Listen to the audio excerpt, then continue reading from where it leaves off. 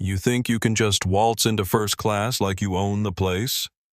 The blonde flight attendant's voice cut through the cabin like a knife, her platinum hair catching the overhead lights as she leaned down until her face was inches from the child's, close enough that he could smell the coffee on her breath, mixed with something sharper, something that tasted like contempt made manifest. This section is for paying customers, not freeloaders, who somehow gamed the system.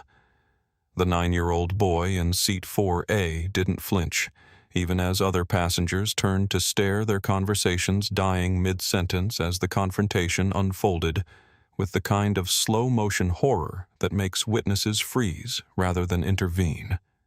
His small hands remained folded in his lap, his boarding pass clutched between fingers that showed no tremor despite the public humiliation washing over him in waves that would have broken most adults, let alone a child traveling alone for the first time. "Ma'am, my father purchased this ticket," he said quietly, his voice carrying the careful pronunciation of someone who had been taught that speaking clearly and respectfully would protect him from exactly this kind of treatment, though that lesson was proving hollow with each passing second. Seat 4. A first-class Chicago to San Francisco confirmation number. "I don't care what your confirmation number says."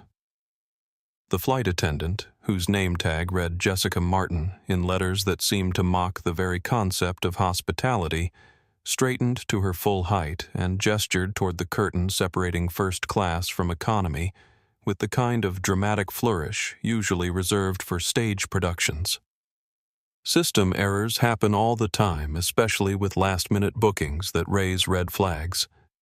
And quite frankly, a child your age has no business sitting up here when there are perfectly good seats in the back where you'd be more comfortable with people more like you. She didn't say what she meant by people more like you, but she didn't need to because everyone in the first 3 rows heard it in the pause between words, saw it in the way her eyes traveled from his brown skin to his simple t-shirt to his worn sneakers, making calculations about worthiness that had nothing to do with the price of his ticket, and everything to do with assumptions she'd been carrying for so long they felt like facts.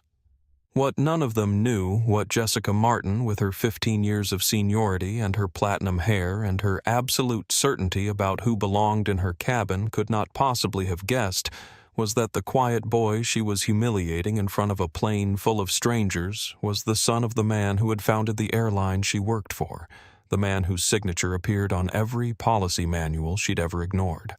The man who had built an empire specifically, so his children would never have to experience exactly what was happening right now. But Ethan Rivers had learned early that his father's wealth and power meant nothing when people looked at his face and decided what he deserved before he opened his mouth. That being the son of a billionaire tech mogul who revolutionized social media didn't protect him from strangers who saw a black child and assumed theft rather than legitimacy. And so he had developed the kind of quiet dignity that comes from understanding that you cannot control what people think about you, but you can absolutely control how you respond when they show you who they are. His father, Marcus Rivers, had taught him that through both words and example during the countless times they'd discussed what it meant to move through a world that would often decide Ethan's worth based on his appearance rather than his character. And those lessons were being tested now in ways that no 9-year-old should have to endure at 35,000 feet with nowhere to escape and no adult willing to intervene. The morning had started so differently with Ethan waking up in his bedroom in Palo Alto, to sunlight streaming through windows that overlooked the San Francisco Bay, his packed suitcase waiting by the door for the trip to Chicago, where he would spend 2 weeks with his grandmother while his father attended a series of business meetings across Europe. Marcus had driven him to the airport himself, despite having a private jet at his disposal, because he believed his son should experience the world the way most people did, should understand that privilege came with responsibility, and that traveling commercial meant engaging with humanity in all its messy, beautiful, complicated reality, rather than hiding behind wealth and avoiding the experiences that built character and empathy. "Remember what we talked about," Marcus had said as they stood at the security checkpoint. his hands resting on Ethan's shoulders with the weight of both love and concern that came from being a black father sending his black son into a world that didn't always see children when it looked at brown skin. You belong anywhere you choose to be, and anyone who tells you different is revealing their own limitations, not yours. Jessica Martin was not finished making her point. Having decided that this child's quiet resistance to her authority required escalation rather than reflection, and she reached across Ethan to grab the menu that had been placed on his tray table by a younger flight attendant who hadn't yet learned that some crew members enforced rules that didn't exist in any manual. First-class passengers receive priority service and premium amenities that are wasted on children who wouldn't know the difference between champagne and sparkling cider, she announced loudly enough that her voice carried through the cabin like a proclamation, like she was performing for an audience rather than simply doing her job. You'll be much happier in economy, where the seats are designed for people who don't require the space and attention that our premium customers expect and deserve. The businessman in seat 3C lowered his Wall Street Journal just enough to peer over the top with eyes that held more curiosity than concern, watching the drama unfold with the detached interest of someone observing a situation that didn't directly affect him and therefore didn't require his intervention. Across the aisle, an elderly white woman clutched her purse closer to her body in an unconscious gesture that spoke volumes about the assumptions she was making about who might threaten her belongings, while the young couple in row 5 exchanged uncomfortable glances, but said nothing. Their silence as loud as any words they might have spoken. Only one passenger seemed genuinely disturbed by what was happening, and that was Rosa Martinez, a 62-year-old retired federal judge who had spent 4 decades on the bench learning to recognize injustice in all its forms, from the blatant violations that made headlines to the subtle erosions of dignity that happened in everyday interactions when people with power decided that certain individuals didn't deserve basic respect. She sat in seat 5D with her tablet open to a legal brief she'd been reviewing, but her attention had shifted entirely to the confrontation unfolding 3 rows ahead. Her trained eye catching details that others might miss, the way Jessica's body language radiated aggressive authority, the way Ethan held himself with practiced stillness, the way other passengers were averting their eyes to avoid getting involved. "Excuse me," Rosa said, her voice carrying the quiet authority of someone who had commanded courtrooms and didn't need to shout to be heard. "That child has a valid boarding pass for that seat, and unless you have specific evidence of fraud or system error, you have no grounds to relocate him based on your personal assessment of where he belongs." Jessica's head swiveled toward Rosa with the kind of sharp movement that suggested she wasn't accustomed to being challenged, her professional smile freezing into something harder and less pleasant. "Ma'am, cabin seating assignments are crew decisions, and interference with flight crew duties is a federal offense that can result in your removal from this aircraft," she said, deploying the threat with practiced ease as if she'd used this particular weapon before when passengers questioned her judgment.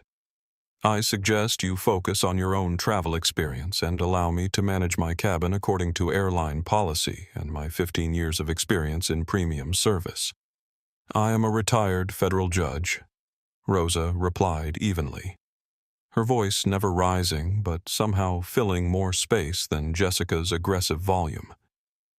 "I know exactly what constitutes interference with crew duties, and I also know the difference between legitimate safety concerns and discriminatory treatment disguised as policy enforcement, so perhaps you should check that boarding pass more carefully before you continue this particular course of action." For just a moment, something flickered across Jessica's face, uncertainty perhaps, or the recognition that this wasn't going to be as easy as her previous encounters with passengers who challenged her authority.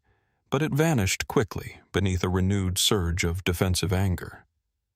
She turned back to Ethan, ignoring Rosa entirely, and pointed toward the economy section with a finger that trembled slightly with barely contained rage. "Last chance to move voluntarily before I call the captain and have you escorted off this plane entirely," she hissed, her voice dropping to a harsh whisper that somehow felt more threatening than her earlier volume. Your choice walk to economy now, or explain to your parents why you're being removed from the flight and banned from this airline. Ethan looked up at her with eyes that were dry despite the humiliation burning in his chest, eyes that held the same steady composure his father had modeled for him through countless difficult moments. My father taught me that belonging isn't something other people get to decide for me, he said quietly, each word carefully chosen and delivered with a dignity that should have shamed every adult who heard it. So I'll stay in my assigned seat until someone with actual authority and actual evidence of wrongdoing tells me otherwise, ma'am. The slap of Jessica's palm against the call button echoed through the first-class cabin with the finality of a gavel, summoning reinforcements for a battle she had already decided to win, regardless of facts or fairness or the increasingly uncomfortable expressions on the faces of passengers who were beginning to realize they were witnessing something uglier than a simple seating dispute. Within seconds, the purser emerged from the forward galley, a thin man in his 40s whose name tag identified him as David Chen, his expression already molded into professional neutrality before he'd even assessed the situation or heard both sides of whatever conflict had prompted Jessica's urgent summons. We have an unauthorized passenger in first class, Jessica announced before David could ask any questions, her voice pitched loud enough to ensure everyone heard her framing of the situation. Seat 4, A claiming his father purchased the ticket. But I have serious concerns about the validity of this reservation, given the passenger's age and presentation, and he's refusing to comply with crew instructions to relocate to an appropriate seat assignment in economy where he would be more comfortable and where we have several open middle seats that would actually be better for an unaccompanied minor anyway. David's eyes moved from Jessica to Ethan, taking in the child's neat clothing and calm demeanor and the boarding pass still clutched in his hand, and for a brief moment something like doubt crossed his features before he glanced back at Jessica and seemed to make a calculation about hierarchy and seniority and the path of least resistance. "May I see your boarding pass, young man?" he asked Ethan, his tone carefully, neutral, neither warm nor cold, committed to nothing except getting through this interaction without creating problems for himself. Ethan handed over the boarding pass with steady hands, watching as David scanned it with the same device Jessica had presumably already used, watching as the screen confirmed what should have ended this entire confrontation name. Ethan Rivers, Seat 4. A first class confirmed and paid in full, no flags or alerts or irregularities of any kind. David studied the screen for several long seconds, while Jessica stood beside him, radiating impatient certainty, her arms crossed over her chest in a posture that suggested she'd already decided the outcome and was simply waiting for David to confirm her authority. "The reservation appears valid," David said slowly, and Rosa felt a flicker of hope that perhaps someone with authority would do the right thing. But then he continued, however. Given the unusual nature of a child, this young, traveling alone in first class, and given the concerns raised by our senior cabin crew, I think it would be prudent to verify the payment method and guardian contact information before we take off. And in the meantime, we do have those empty seats in economy that would be more appropriate for an unaccompanied minor's safety and supervision." "More appropriate," Rosa repeated from her seat, her voice sharp enough to cut through David's carefully constructed reasoning. "You mean more appropriate for a child who looks like him, because I've been flying for 40 years and I've never once seen a white child in first class questioned about the validity of their ticket or relocated for their own safety." Jessica wheeled on Rosa with eyes that had gone hard and cold. "This is your final warning about interfering with crew operations," she snapped, abandoning any pretense of professional courtesy. "One more word and I will have law enforcement waiting at the gate in San Francisco to charge you with federal interference, and I will personally ensure that you never fly this airline again for as long as I have the authority to enforce our passenger conduct policies." The threat hung in the air like smoke, acrid and choking, while other passengers shifted uncomfortably in their leather seats and studied their phones or their magazines or anything except the child being systematically stripped of dignity by adults who held all the power and felt no obligation to use it justly. Ethan's throat felt tight, his eyes burning with tears. He refused to let fall because his father had taught him that showing pain to people who wanted to hurt you only gave them satisfaction, only confirmed their belief that they had the right to diminish you, and he would not give Jessica Martin or David Chen or any of these silent witnesses the satisfaction of seeing him break. "Stand up," Jessica ordered, her voice carrying the brittle edge of someone who had won and knew it. "Gather your belongings and follow me to your new seat assignment, and if you continue to resist or cause disruption, I will have no choice but to recommend your removal from this flight entirely, and placement on the no-fly list for future travel." Ethan looked at David one last time, hoping for intervention that didn't come, looked at Rosa, whose hands had curled into fists on her armrests, looked at the businessman behind his newspaper and the elderly woman clutching her purse, and the young couple who had suddenly become fascinated by something outside their window. Then he unbuckled his seatbelt with hands that trembled only slightly, reached for his small backpack in the overhead bin, and stood in the aisle while Jessica's satisfied smile told him everything he needed to know about how little his dignity had mattered to someone who had decided his worth based on the color of his skin rather than the content of his character or the validity of his ticket. The walk from seat 4A to seat 28F in the middle of economy felt longer than any distance Ethan had ever traveled, each step carrying him past rows of passengers who had witnessed his humiliation and chosen silence over solidarity, their averted eyes and studied indifference creating a gauntlet of complicity that hurt almost as much as Jessica's original accusations. She walked behind him rather than beside him, her heels clicking against the aircraft floor in a rhythm that sounded like judgment, like punishment, like the enforcement of invisible rules that said certain children belonged in certain sections, and any deviation from those unwritten codes required correction and public shame. Economy class was a different world entirely. Seats pressed closer together with less legroom and narrower aisles. The lighting somehow harsher, despite being technically the same fixtures, the very air feeling more compressed as if the oxygen itself was rationed differently based on ticket price. Jessica stopped at row 28 and gestured to the middle seat with the same flourish she'd used earlier, her satisfaction barely concealed behind a mask of professional efficiency. "Your new seat assignment?" she announced, though no one had asked. "I'm sure you'll find it much more suitable to your needs, and much less confusing than trying to navigate first-class service protocols that, frankly, weren't designed with children in mind anyway." The passengers on either side of 28F, a large man whose shoulders spilled into the middle seat space, and a woman whose bag occupied the floor area where Ethan would need to put his feet, looked up with expressions ranging from mild annoyance to indifference, neither one offering to make room or acknowledging the humiliation that had just walked down the aisle for everyone to witness. Ethan squeezed into the seat, his backpack pressed against his chest, because there was no overhead bin space remaining in this section, and buckled the seatbelt with hands that still refused to shake no matter how much his chest felt like it might collapse under the weight of injustice and helplessness.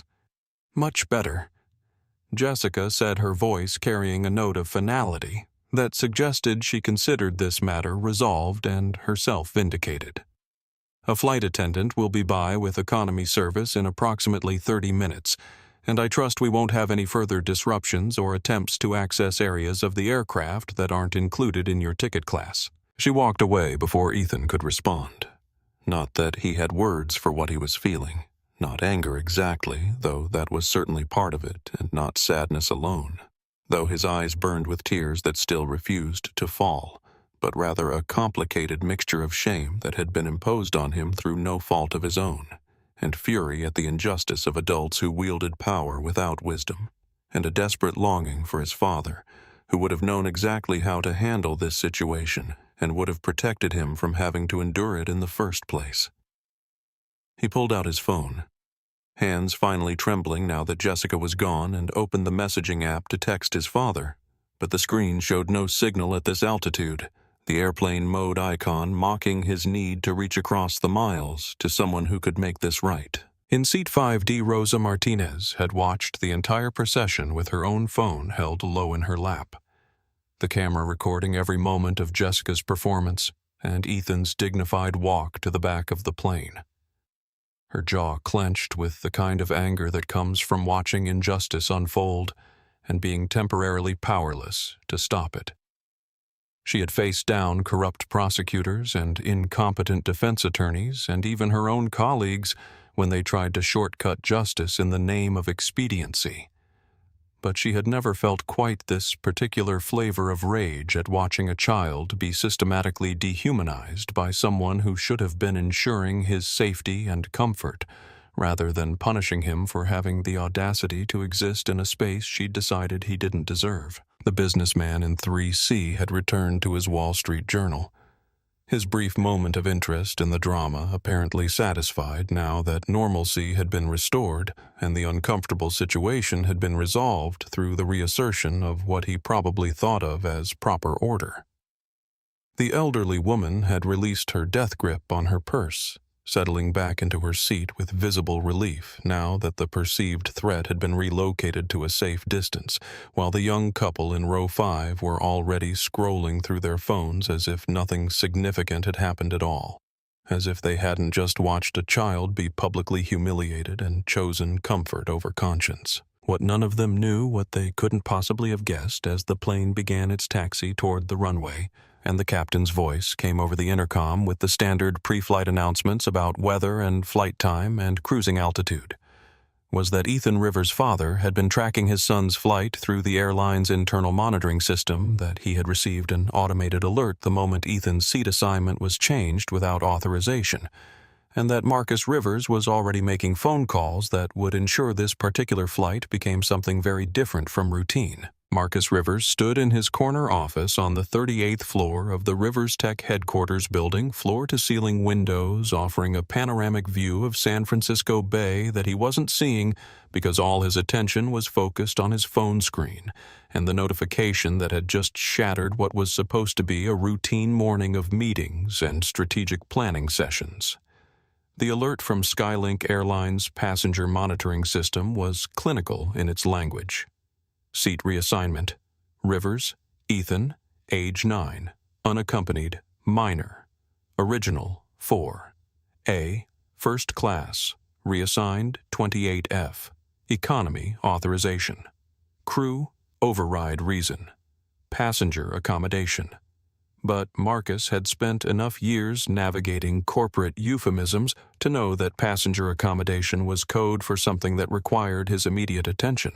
He had founded Skylink Airlines 8 years ago after selling his first tech company for an amount that made headlines and gave him the capital to pursue his actual passion, which wasn't writing code or building platforms, but rather creating infrastructure that connected people and made travel accessible and dignified for everyone, regardless of their background or appearance or the assumptions others made about them.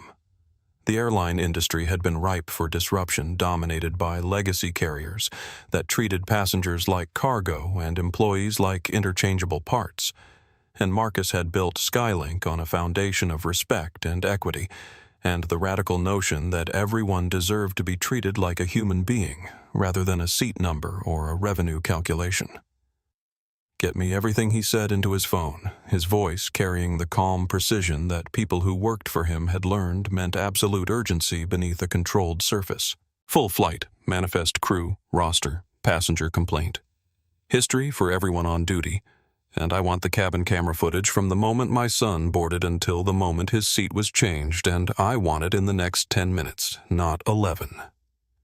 Sarah Chen, his head of operations and the person responsible for passenger safety protocols across the entire airline, was already typing before he finished speaking, her fingers flying across her keyboard with the efficiency of someone who knew that when Marcus used that particular tone, everything else became secondary to resolving whatever situation had triggered it. Pulling it now, she confirmed, her voice coming through his phone speaker with slight distortion. "Marcus, the seat change was logged as crew discretion under accommodation protocols, but there's no corresponding incident report or safety concern flagged, which means either something went wrong with the documentation or someone decided my 9-year-old son didn't belong in first class and moved him to the back without bothering to verify who he was or whether the change was justified by anything except their own prejudices." Marcus finished, his hand tightening around his phone hard enough that the case creaked slightly under the pressure. "How long until the footage is available?" "Uploading to your secure portal. Now." Sarah replied, and Marcus could hear the clicking of her mouse as she navigated through whatever system housed the airline's security footage. "Marcus, I'm seeing the crew member who logged the change. Jessica Martin, senior flight attendant, 15 years with the airline, transferred from Legacy Air when we acquired their Pacific routes 3 years ago. Performance reviews generally positive, but with some notations about rigid interpretation of policies and several passenger complaints that were resolved informally through compensation rather than disciplinary action." Marcus was already pulling up the video footage on his laptop, watching his son board the plane with his backpack and his boarding pass, watching him find his seat and settle in with the careful movements of a child who had been taught to be considerate of others, watching as a blonde flight attendant approached, and the body language alone told Marcus everything he needed to know about how this was going to unfold. He turned up the volume and heard Jessica's voice cutting through the cabin with accusations about system errors, and freeloaders heard his son's careful response about his father purchasing the ticket. Heard the escalation from question to confrontation to public humiliation, and felt something cold and hard settle in his chest with the weight of absolute certainty about what needed to happen next. "I want a complete investigation initiated immediately," Marcus said, his voice still calm but with an edge. Now that Sarah recognized as the tone that preceded major policy changes or personnel decisions that couldn't be undone. Full review of Jessica Martin's complaint history, detailed analysis of every seat reassignment she's logged in the past 3 years, and I want cross-reference with passenger demographics to see if there's a pattern, because I'm watching my son be told he doesn't belong in a seat I paid for on an airline I own. And if this is happening to him, then I guarantee it's been happening to other passengers who didn't have my resources or visibility to push back. The plane had taken off now, according to the flight tracking system Marcus had open in another window, climbing toward cruising altitude, while his son sat squeezed into a middle seat in economy, probably wondering why his father's promises about belonging anywhere hadn't protected him from a stranger who decided his brown skin meant he was lying about his ticket. Marcus had spent 9 years trying to shield Ethan from the worst of what the world threw at black children, building wealth and platforms and influence specifically, so his son could move through life with fewer barriers than Marcus himself had faced. And it had taken one flight attendant less than 10 minutes to prove that no amount of money or success could fully protect a black child from someone who had already decided he didn't deserve dignity. "I'm chartering a plane," Marcus said abruptly, making the decision even as he spoke the words. "I'll meet that flight when it lands in San Francisco, and I want James Peterson from legal and everyone on the passenger rights team assembled at SFO before the plane touches down, because we're going to handle this properly and we're going to handle it today." The beverage cart rattled down the economy aisle, pushed by a young flight attendant, whose name tag read Michael Torres, and whose expression suggested he'd been working long enough to develop the professional smile that never quite reached his eyes, but not long enough to have lost all trace of genuine care about passenger comfort. He stopped at each row with practiced efficiency, distributing tiny cans of soda and plastic cups of ice with the mechanical precision of someone who had performed this exact sequence of movements thousands of times before, and when he reached row 28, his hands were already reaching for the next set of drinks, before his eyes registered the small figure pressed into the middle seat between 2 adults who had claimed all available space as if the child didn't exist. "What can I get you to drink?" Michael asked, his voice carrying automatic cheerfulness that faltered slightly when he actually looked at Ethan and saw something in the child's expression that suggested this wasn't a normal flight or a normal situation.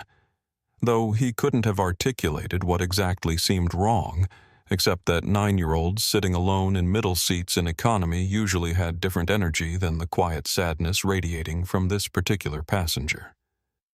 "Just water, please," Ethan said softly, his voice barely audible over the ambient noise of the aircraft engines and the conversations happening around them. And Michael poured water from a plastic bottle into a plastic cup with ice and handed it over with a smile that became slightly more genuine when Ethan said, "Thank you, sir," with the kind of politeness that suggested good home training and parents who had taught their child that service workers deserved respect. Michael continued down the aisle, his cart bumping over the slight irregularities in the floor. But something about that interaction stayed with him, nagged at his attention in a way he couldn't quite shake, and when he returned to the galley to reload his cart for the next pass through the cabin, he found Jessica standing there reviewing her service notes with the satisfied expression of someone who had handled a difficult situation and expected praise rather than questions. "Everything smooth in economy?" she asked, without looking up her tone, suggesting the question was purely rhetorical, and she expected no answer except confirmation of her expectations. "There's a kid by himself in 28.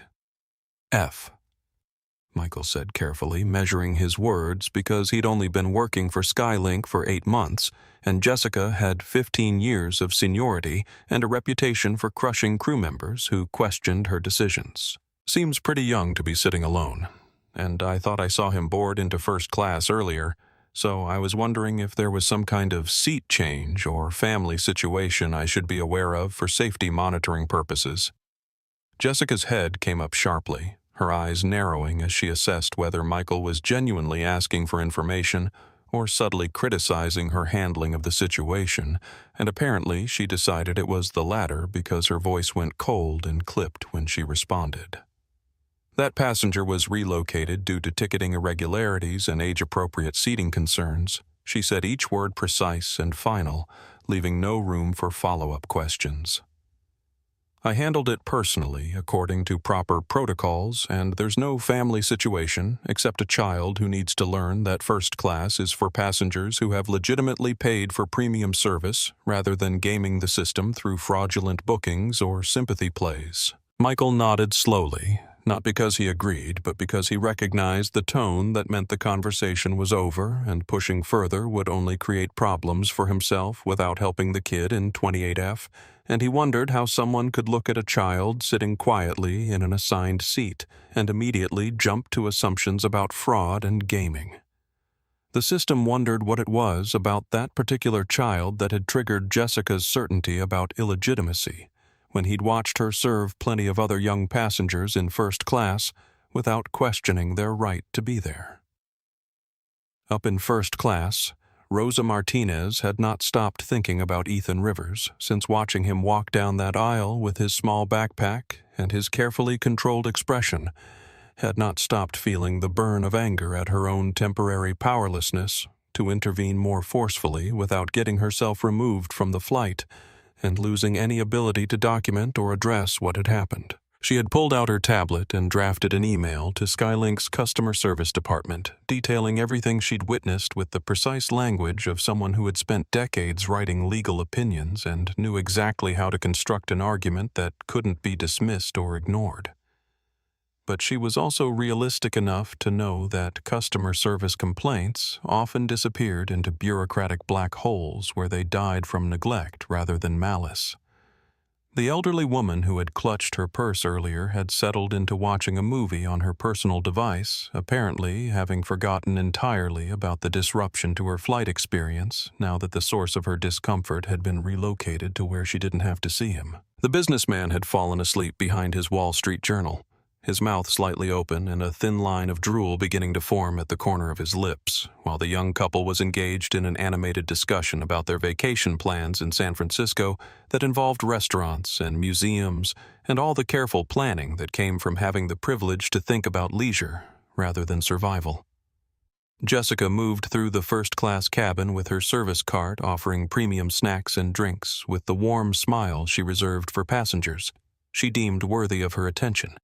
stopping to chat with the businessman once he woke up and asking the elderly woman if she needed anything to make her flight more comfortable, performing the role of gracious host with practiced skill while Ethan sat 3 sections back with a cup of water and no snacks, because the meal service in economy hadn't started yet, and wouldn't for another 30 minutes at least. Captain Robert Harrison sat in the left seat of the cockpit, reviewing weather reports and fuel calculations, with the relaxed attention of someone who had logged over 20,000 flight hours and had long ago stopped finding routine flights particularly interesting. But his relaxed attention snapped into sharp focus when his radio crackled with a priority message from Skylink operations that came through on the secure channel reserved for situations that required immediate command decisions rather than standard communications. Flight 2847. This is Skylink operations. We have an urgent passenger welfare situation that requires your attention and possible course diversion. Please acknowledge. Robert exchanged glances with his first officer, a younger pilot named Jennifer Walsh, who had been in the middle of adjusting their altitude to avoid some light turbulence, but now sat motionless with her hand frozen on the controls, waiting for whatever was about to unfold. Skylink operations. This is Flight 2847. We acknowledge urgent message. Please proceed with details. Robert responded, his voice carrying the calm professionalism that pilots cultivate specifically for moments when things stop being routine and start being complicated. Captain Harrison. We have confirmation that an unaccompanied minor passenger was removed from his assigned first-class seat and relocated to economy without proper authorization or documentation. And we have reason to believe this action was motivated by discriminatory factors rather than legitimate safety or service concerns. The operations voice said, reading from what Robert assumed was a prepared statement because the language had the careful precision of something that had been vetted by lawyers. The passenger in question is Ethan Rivers, 9 years old, son of Marcus Rivers, who is the founder and CEO of Skylink Airlines and Mr. Rivers has requested that the flight be diverted to the nearest appropriate airport so that the situation can be addressed immediately and his son can be safely removed from what he considers a hostile environment created by crew misconduct. Robert felt his stomach drop in a way that had nothing to do with turbulence, because in all his years of flying he'd dealt with medical emergencies and mechanical issues and weather disasters, but he'd never had operations tell him that a crew member had apparently harassed the boss's kid, and now the boss wanted the plane turned around mid-flight. Operations. Can you confirm the crew member involved and whether there's any safety risk to other passengers or ongoing confrontation that would justify an emergency diversion versus continuing to destination and handling this on the ground in San Francisco? He asked, already running through mental calculations about fuel and alternate airports and passenger notifications. The crew member is Jessica Martin, senior flight attendant, currently working the first-class cabin, and there's no indication of ongoing confrontation or immediate safety risk. But Mr. Rivers has been very clear that he wants his son off that aircraft as soon as possible, and he wants the crew member responsible to face immediate consequences rather than continuing to serve passengers for the remainder of the flight operations, replied. And Robert could hear the stress in the controller's voice, because nobody wanted to be the person delivering messages from an angry CEO who also happened to own the airline they worked for. Jennifer had pulled up a map showing their current position and possible diversion airports, her finger tracing the route to Las Vegas, which was the closest major airport with the facilities to handle the passenger offloading and crew changes that this situation was going to require. We're about 45 minutes from Vegas, she said quietly, speaking to Robert rather than transmitting over the radio. Fuel is fine, weather is clear, and we could probably get this sorted faster with a diversion than trying to handle it after we land in San Francisco. But we've got 163 other passengers who are going to be significantly delayed by turning around. Robert nodded slowly, weighing the competing priorities: one child's welfare versus the convenience of over 100 other passengers. The founder's explicit request versus standard operating procedures that said you didn't divert flights except for emergencies. The knowledge that whatever decision he made right now was going to be scrutinized and analyzed and possibly litigated for months or years afterward. Operations, this is Captain Harrison. I'm making the decision to divert to Las Vegas, McCarran International Airport, based on passenger welfare concerns and CEO directive. He said the words coming out more certain than he felt. Please arrange for ground support, including passenger services and security to meet the aircraft, and notify Las Vegas, ATC, that we'll be requesting priority handling for an unscheduled landing. He switched to the cabin intercom and heard his own voice fill the aircraft with the announcement that passengers had learned to dread because it always meant delays and disruptions and explanations that never quite satisfied anyone's need to understand why their plans were being upended. Ladies and gentlemen, this is Captain Harrison from the flight deck. We're experiencing a situation that requires us to divert our flight to Las Vegas instead of continuing to San Francisco. And I apologize for the inconvenience, but passenger safety and welfare is always our top priority. We expect to be on the ground in approximately 40 minutes, and Skylink will be providing information about rebooking and compensation once we've landed. The reaction from the cabin was immediate, and predictable groans and complaints and the rustling of phones being pulled out to check connections and cancel meetings and notify people waiting in San Francisco that arrival times were about to change dramatically. Jessica appeared in the cockpit doorway within seconds, her face flushed with confusion and anger. Captain, what's happening? Why are we diverting? She demanded, her voice carrying the edge of someone who sensed that something had gone very wrong, but didn't yet understand her role in it. Return to your station and prepare the cabin for landing, Robert said without looking at her, his attention focused on coordinating with air traffic control and beginning the descent into Las Vegas. You'll receive a full briefing once we're on the ground. The wheels touched down on Las Vegas runway with a slight screech of rubber against asphalt, the aircraft shuddering as the brakes engaged and the thrust reversers roared to life, slowing the plane from landing speed to taxi speed with practiced precision that Robert Harrison had performed thousands of times, but which felt different today, because he knew that waiting at the gate was a situation that would probably end at least one career and possibly reshape how Skylink Airlines handled discrimination complaints going forward. The tower directed them to a remote gate away from the main terminal, which told Robert that operations had arranged for this to be handled as discreetly as possible, given that the CEO's son was involved and nobody wanted camera phones capturing whatever confrontation was about to unfold. As the aircraft rolled to a stop and the engines spooled down to silence, Robert could see through the cockpit window that there were already several vehicles parked near the gate. 2 Skylink operations trucks, an airport security car, and a black SUV with tinted windows that probably contained Marcus Rivers himself, because Robert couldn't imagine the CEO delegating something this personal to subordinates when his 9-year-old son had been mistreated by someone wearing the airline's uniform. Operations Flight 2847 is parked at Gate Charlie 7, requesting instructions for passenger handling and crew procedures. He transmitted, not sure whether he was supposed to let everyone off or hold them on board, or what exactly the protocol was for this unprecedented situation. Captain Harrison, please hold all passengers and crew on board, except for Ethan Rivers, who will be escorted off first, and then we'll need Jessica Martin to deplane for an immediate meeting with management. Remaining passengers will be deplaned after the situation is resolved, and we have replacement crew in position. Operations replied, and Robert could hear shuffling papers and multiple voices in the background, suggesting there were a lot of people trying to figure out how to handle this without making it worse. Robert made an announcement asking all passengers to remain seated for a few minutes while they coordinated gate services, carefully not mentioning why they were actually delayed, because explaining that they'd diverted the flight because a flight attendant had racially profiled the CEO's kid seemed like the kind of information that would create more problems than it solved. In seat 28F, Ethan sat motionless with his backpack clutched against his chest.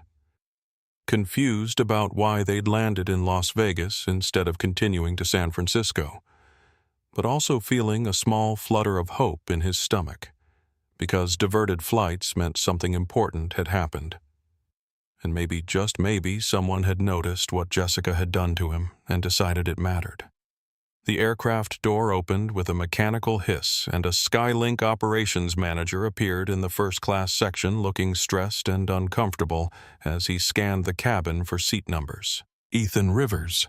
He called out, his voice uncertain, and when no one in first class responded, he moved toward the curtain separating premium from economy, calling the name again with increasing urgency. "I'm here," Ethan said from row 28. His voice small but clear, and the operations manager's face went through several expressions in rapid succession: surprise at finding the child so far back, confusion about how that had happened, and then anger as he apparently put together what must have occurred. "Can you come with me, please? Your father is waiting for you just outside the aircraft." Ethan stood up, squeezing past the large man whose shoulders he'd been pressed against for the past 90 minutes, pulling his backpack over both shoulders and walking up the aisle while every passenger watched with varying degrees of curiosity and concern. Their earlier indifference replaced now by interest, because clearly something significant was happening, and the child they'd seen humiliated earlier was apparently more important than any of them had realized. Jessica stood near the forward galley, her expression cycling between confusion and the first hints of genuine fear as she watched Ethan walk past her toward the aircraft door, watched the operations manager's careful attention to the child's comfort, watched through the window as a tall black man in an expensive suit stepped forward to meet his son. Marcus Rivers had been standing on the tarmac for 20 minutes, his hands clenched in his pockets to keep from pacing his jaw tight with the effort of maintaining composure, when what he really wanted to do was storm onto that aircraft and demand answers from every single person who had watched his son be humiliated and done nothing to stop it. But he'd built a multi-billion-dollar company by learning to channel anger into action rather than reaction, and so he waited with forced patience, while lawyers and HR representatives and operations managers arranged the careful choreography of what was about to happen.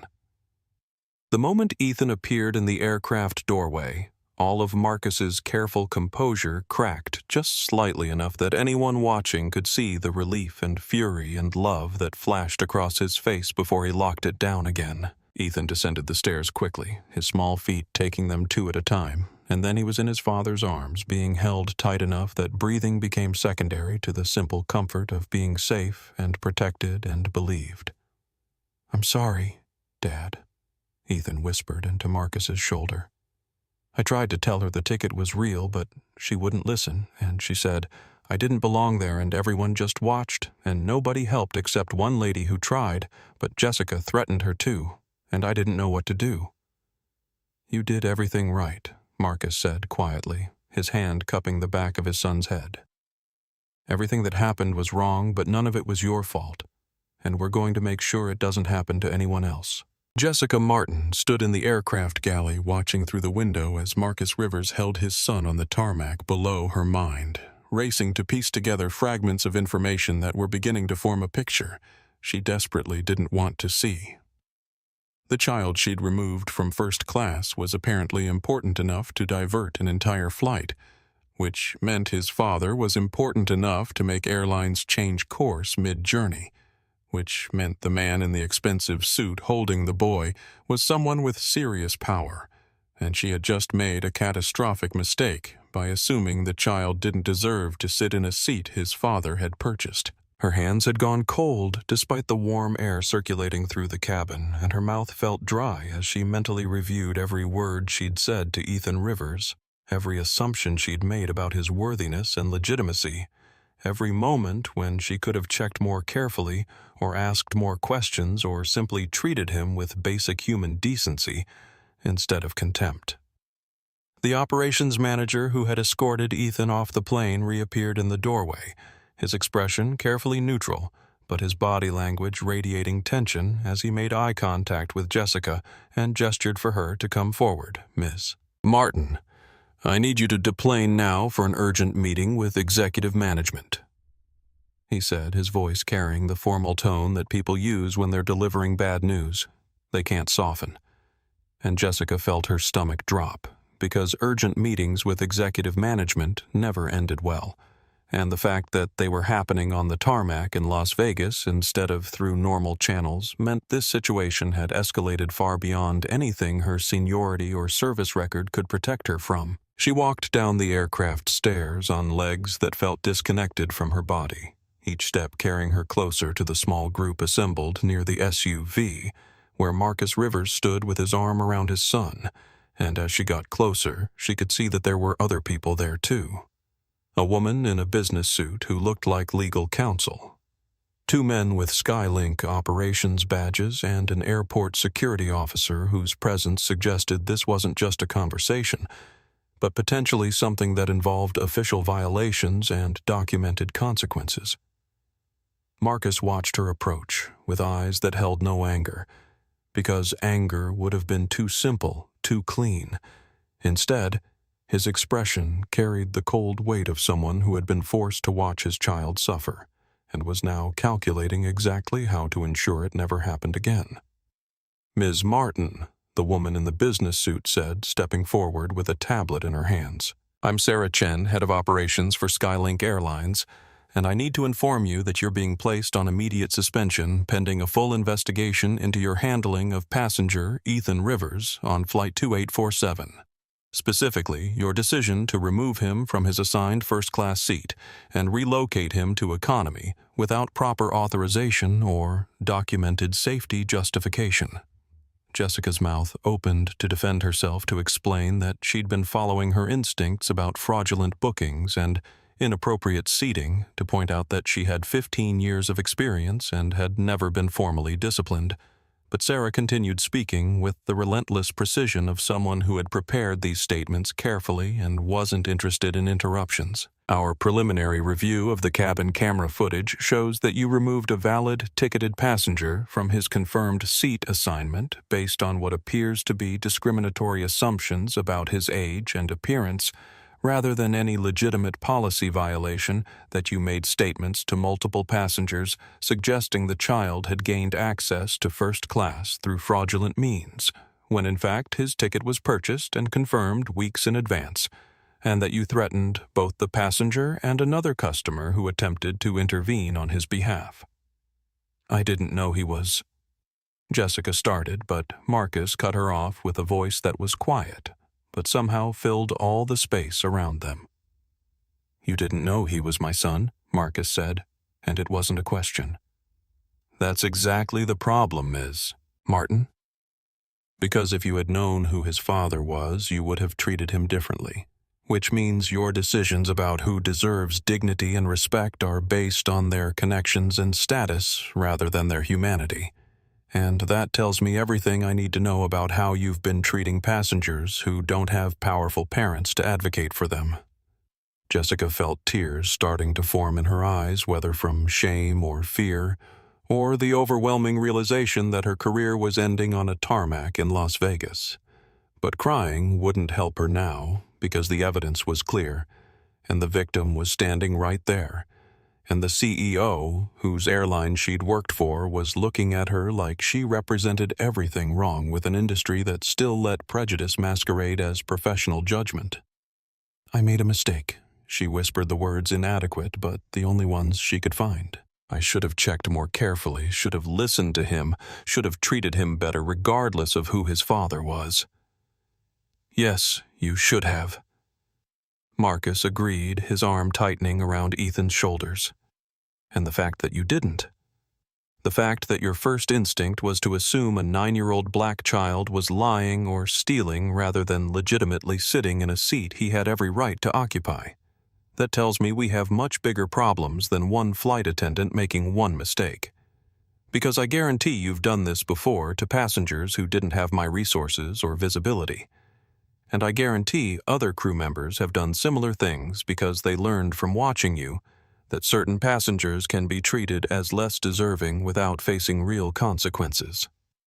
Sarah Chen held out her hand, palm up, waiting. "I need your crew badge access card and any Skylink property in your possession," she said, her voice carrying the finality of doors closing and bridges burning.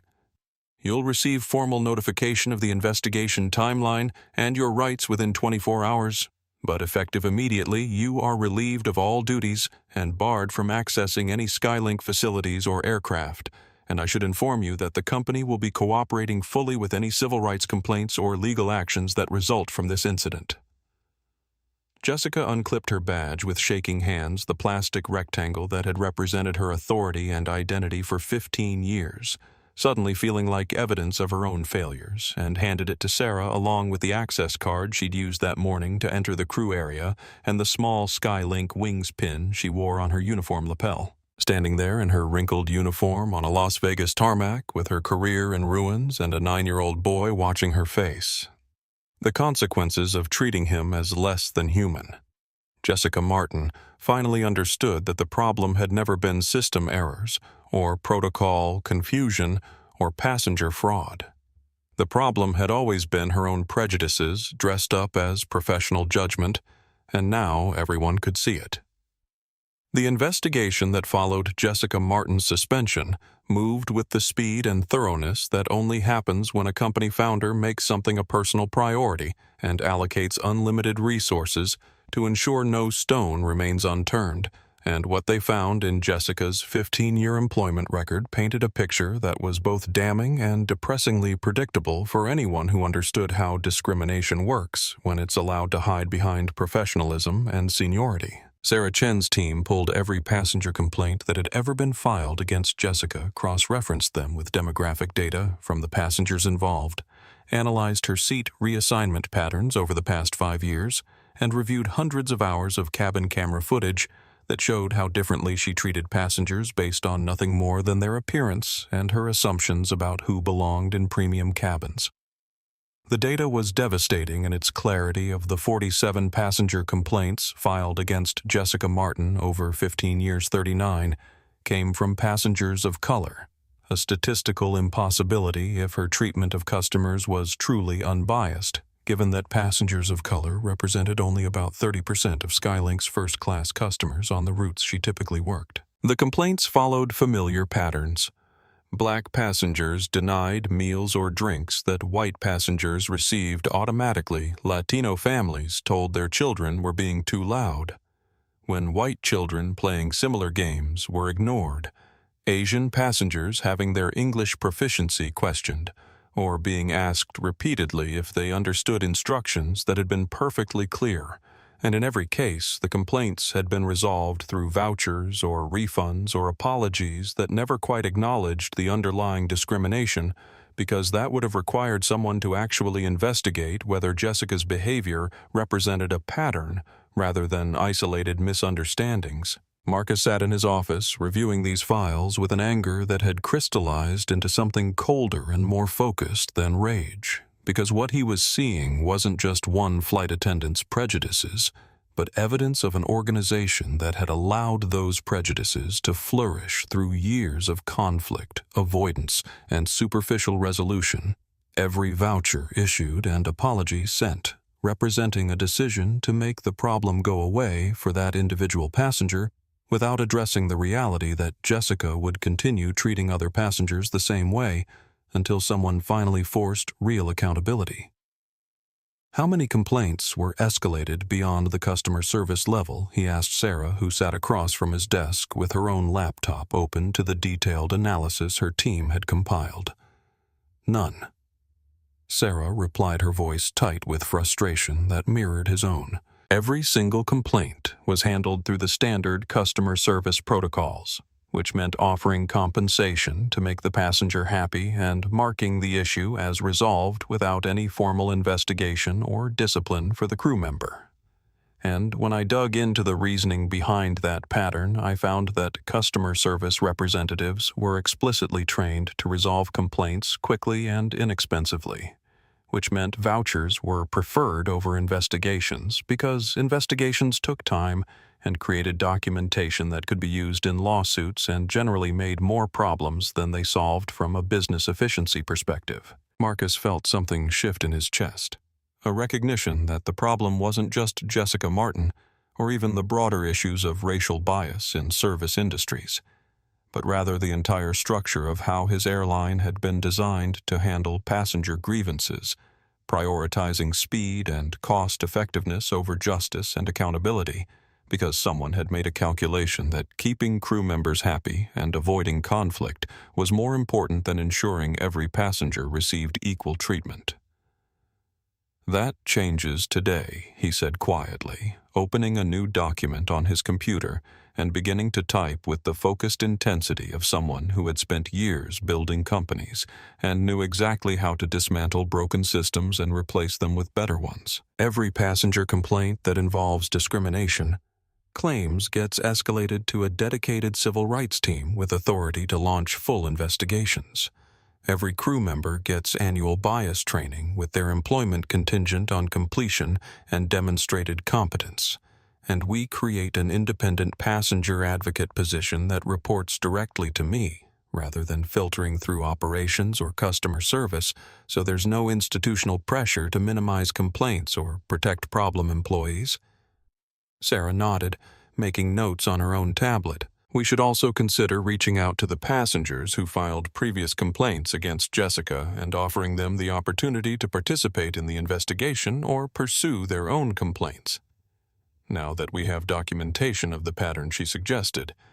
And Marcus agreed immediately, because those passengers deserved to know that their complaints hadn't been ignored forever, that eventually someone had paid attention and taken action, even if it came years too late to help them individually. But even as they planned these reforms and drafted new policies and imagined a version of Skylink Airlines that truly lived up to its stated values of respect and equity, Marcus knew that systems and training and advocacy positions would never fully solve the problem of human prejudice, that there would always be people like Jessica Martin who looked at passengers and made calculations about worthiness based on skin color or accent or clothing or any of the 1,000 markers that people use to decide who deserves dignity and who can be dismissed. What mattered wasn't preventing every instance of bias, which was impossible, but rather creating structures that caught and corrected discriminatory treatment quickly, rather than allowing it to continue for 15 years and 47 complaints, and who knew how many other passengers who never bothered to file reports because they'd learned that complaining rarely changed anything. The investigation also revealed something else that Marcus found equally troubling, which was that several other crew members had witnessed Jessica's treatment of passengers over the years, but had never reported it or intervened because she had seniority and a reputation for retaliating against anyone who questioned her judgment. And the young flight attendant, Michael Torres, who had noticed something wrong with Ethan's situation on the diverted flight, came forward to say he'd seen Jessica relocate other passengers in ways that seemed questionable, but had been too new and too worried about his own job security to push back against someone who could make his life miserable, or even get him fired if she wanted to make the effort. This revelation led to additional policy changes around whistleblower protections and mandatory intervention requirements for crew members who witnessed discrimination, because creating a culture where bias could flourish required not just active perpetrators, but also passive bystanders who chose comfort over conscience. 3 weeks after the Las Vegas diversion, Skylink Airlines released a public statement acknowledging that one of their senior flight attendants had engaged in discriminatory treatment of passengers, including the CEO's son, announcing Jessica Martin's termination, and the implementation of comprehensive reforms designed to prevent similar incidents and offering formal apologies and compensation to the 39 passengers whose previous complaints had been inadequately addressed. The statement was more honest and self-critical than most corporate communications, explicitly acknowledging that the airline had failed in its responsibility to protect passengers from discrimination and committing to ongoing transparency about their progress in addressing these structural problems. Rosa Martinez had not stopped thinking about Ethan Rivers since watching him walk down that aisle in defeat. And when she saw the news coverage of the diverted flight and the investigation that followed, she felt a complex mixture of relief that the child had ultimately been protected, and fury that it had taken his father owning the airline to make justice happen, when her own intervention as a retired federal judge hadn't been enough to stop the humiliation in real time. She had spent 40 years on the bench witnessing how justice worked differently for people with resources versus people without them, had seen countless cases where power determined outcomes more than facts or fairness. And this incident crystallized everything she'd been thinking about during the first year of her retirement, regarding how she wanted to spend whatever time and energy she had left in life. Within days of returning home from her disrupted trip to San Francisco, Rosa had reached out to 3 national civil rights organizations with a proposal that combined her legal expertise, her witness testimony about the incident, and her righteous anger about patterns of discrimination in commercial aviation that allowed situations like Ethan's to happen not just occasionally but regularly across airlines that treated passenger complaints as public relations problems rather than civil rights violations. I want to build a coalition focused specifically on airline discrimination, she told the director of the largest civil rights organization during their first phone call, her voice carrying the same authority it had held in courtrooms for 4 decades. We need systematic documentation of complaints across airlines, legal pressure to force meaningful policy changes rather than cosmetic reforms, and public awareness campaigns that help passengers understand they have rights and know how to enforce them when crew members engage in discriminatory treatment. The director, a woman named Patricia Williams, who had spent 20 years fighting workplace discrimination cases, immediately saw the potential in Rosa's proposal, because airlines represented a unique intersection of federal jurisdiction, corporate power, and daily interactions where bias could flourish under the cover of safety protocols and crew discretion. We've had individual cases over the years, Patricia explained, passengers removed from flights for speaking Arabic or wearing hijabs. Families separated because crew members decided children were being disruptive, when really they just didn't like seeing large Black or Latino families taking up premium seats. People with disabilities being told they couldn't fly because crew members made unilateral decisions about safety without proper medical consultation.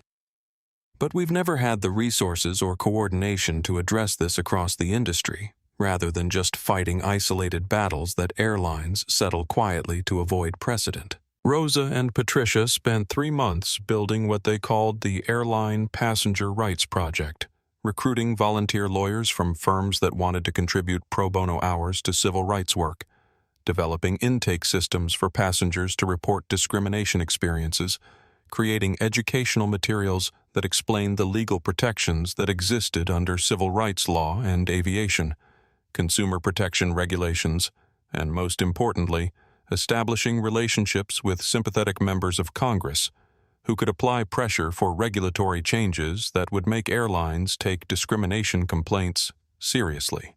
The project's first major initiative was publishing a report that compiled data from thousands of passenger complaints across all major U.S. airlines, demonstrating that discrimination in seating service and removal decisions wasn't isolated to Skylink or to Jessica Martin, but rather represented an industry-wide pattern that had persisted for decades with minimal accountability. The report made headlines because Rosa had learned during her judicial career how to present data in ways that media couldn't ignore, using specific stories like Ethan's alongside statistical analysis that showed passengers of color were 3 times more likely to be removed from flights or have their seat assignments changed compared to white passengers, even when controlling for ticket class and frequent flyer status, and the combination of human narrative and hard numbers made it impossible for airlines to dismiss the findings as anecdotal complaints from passengers who just didn't understand proper procedures. Marcus Rivers publicly endorsed the report and committed Skylink to cooperating with the project's recommendations, which put pressure on other airline CEOs to either match his commitment or explain why they were less concerned about discrimination than a competitor who had been directly embarrassed by one of his own crew members. Congressional hearings followed, with Rosa testifying alongside other passengers who shared stories that ranged from humiliating to dangerous. The diabetic woman denied permission to retrieve her insulin from an overhead bin because a flight attendant decided she was being difficult. The elderly Sikh man removed from a flight because another passenger felt uncomfortable with his turban. The black physician questioned about whether her medical degree was real when she offered to help during an in-flight emergency. Each story representing not just individual harm, but proof of how bias worked, when people with authority made split-second decisions based on stereotypes rather than facts. The hearings led to new FAA regulations requiring airlines to maintain detailed records of all passenger removals and seat reassignments with demographic data that could be audited for patterns, mandating annual bias training for all crew members with testing to ensure comprehension rather than just attendance, and creating a federal complaint system where passengers could report discrimination directly to regulators rather than relying on airlines to investigate themselves. But Rosa knew that regulations and training would only go so far, that real change required cultural shifts in how crew members thought about their authority and how passengers understood their rights. And so the Airline Passenger Rights Project also focused on grassroots education through social media campaigns and community workshops that taught people what to do when they experienced or witnessed discrimination at 35,000 feet. Document everything with your phone if it's safe to do so became one of the project's key messages, along with ask for badge numbers and written explanations and file complaints with both the airline and the federal government. And know that you have the right to be treated with dignity regardless of what you look like or where you're sitting. The impact rippled through the industry faster than Rosa had expected, with flight attendant unions responding to the pressure by developing their own anti-discrimination training programs that went beyond legal compliance to address the underlying biases that led crew members to make assumptions about passengers based on appearance, and several airlines creating passenger advisory boards that included civil rights advocates and community representatives who could provide ongoing feedback about policies and practices that might inadvertently enable discriminatory treatment. Ethan Rivers sat in his father's home office 3 months after the Las Vegas diversion, his legs dangling from a chair that was too tall for him, watching as Marcus reviewed the latest implementation reports from Skylink's new passenger rights initiatives, and feeling a complicated mixture of pride and sadness that his own humiliation had sparked changes that might protect other children from experiencing what he'd endured. The nightmares had mostly stopped, though. Sometimes he still woke up feeling the pressure of being squeezed into that middle seat in economy with strangers on both sides, and Jessica Martin's voice echoing in his head, telling him he didn't belong anywhere except the back of the plane. But his therapist said that traumatic memories took time to process, and what mattered was that he was learning to talk about his feelings rather than pushing them down where they could fester into shame. Dr. Patterson says I shouldn't feel guilty about what happened to Ms. Martin Ethan said quietly, breaking the comfortable silence that had settled over the office while Marcus worked. She says that grown-ups are responsible for their own choices, and I didn't make Ms. Martin treat me that way. But sometimes I think about her losing her job, and I wonder if maybe I could have done something different that would have made her see me as just a kid instead of whatever she thought I was. Marcus stopped typing and turned his chair to face his son, directly recognizing this conversation as one of the important moments that defined how trauma either breaks people or teaches them strength, depending on how the adults around them respond. You were a 9-year-old child sitting in a seat your father paid for being polite, and following all the rules he said carefully, and nothing you could have said or done would have changed what Jessica Martin saw when she looked at you. Because her assumptions about who deserves respect weren't based on your behavior, but on her own prejudices that she'd been carrying for years before you ever stepped onto that plane. But if I'd just moved when she first asked. Ethan continued working through the thoughts that had been circling in his mind during therapy sessions and quiet moments. When he replayed the incident, trying to find a version where he could have prevented everything that followed. If I'd just gone to economy without arguing, she wouldn't have gotten so mad, and she'd still have her job, and the plane wouldn't have been diverted, and all those other passengers wouldn't have been delayed. Marcus felt his chest tighten, because this was the insidious thing about discrimination. It taught victims to blame themselves for the perpetrator's choices, made children believe they were responsible for adult prejudices, convinced people that acceptance of mistreatment was somehow nobler than demanding dignity. "Let me tell you what would have happened if you'd just moved," Marcus said, leaning forward so Ethan could see the absolute certainty in his eyes. Jessica Martin would have treated the next black child who sat in first class exactly the same way, and then the next one, and the one after that, because nothing in her behavior would have changed, and she would have learned that she could remove passengers based on race without facing any consequences, which means your silence wouldn't have protected her job, it would have enabled her to keep hurting people. "So, by standing up for myself, I was protecting other kids?" Ethan asked, wanting to believe this narrative that turned his pain into purpose, but not quite able to shake the feeling that maybe everyone would have been better off if he'd just been less difficult. "You were being true to yourself and refusing to accept mistreatment that was wrong," Marcus corrected gently. And yes, that refusal created a situation where Jessica's pattern of discrimination finally had to be addressed, instead of being covered up with vouchers and apologies.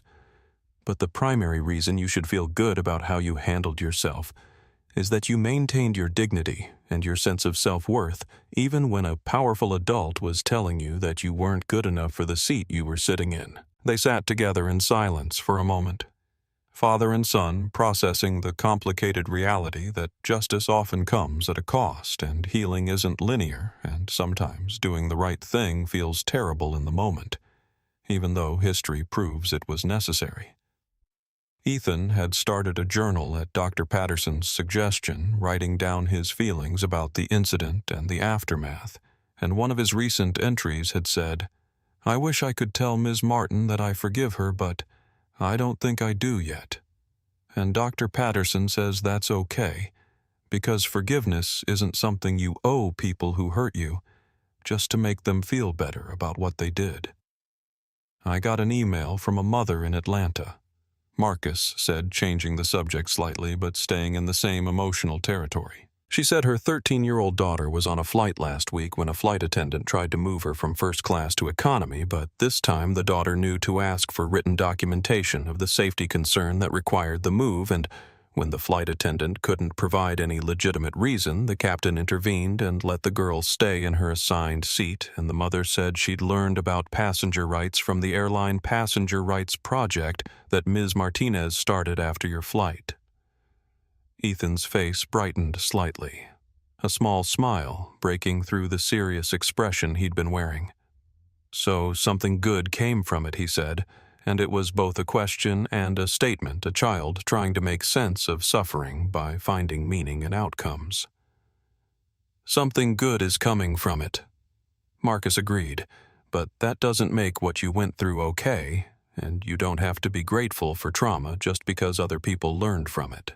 Within 18 months of Ethan Rivers's humiliation on Flight 2847, every major U.S. airline had implemented bias training programs that went beyond legal compliance to address the deep-rooted assumptions crew members made about passengers based on appearance, and the Federal Aviation Administration had established an independent office dedicated to investigating discrimination complaints with the authority to fine airlines that showed patterns of civil rights violations, and most importantly, thousands of passengers who had previously accepted mistreatment as the price of flying now understood they had rights worth defending, and advocates willing to help them enforce those rights. The Airline Passenger Rights Project that Rosa Martinez founded grew from a small coalition of volunteers into a nationally recognized organization with staff attorneys in 15 cities, and a hotline that fielded over 3,000 calls in its first year from passengers seeking help with everything from overt discrimination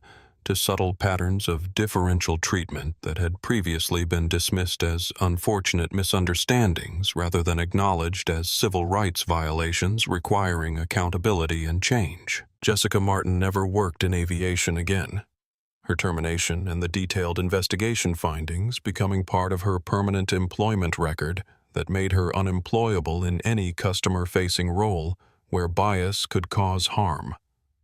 And while some people argued that one mistake shouldn't define a person's entire career, The evidence showed this hadn't been one mistake, but rather a 15-year pattern of treating passengers of color as less deserving of dignity than white passengers, each incident representing a choice to let prejudice guide professional judgment, until finally someone with power refused to let those choices continue without consequences. She issued one public statement 6 months after her termination, a carefully worded apology that acknowledged her serious errors in judgment and expressed regret for the pain she'd caused Ethan and other passengers.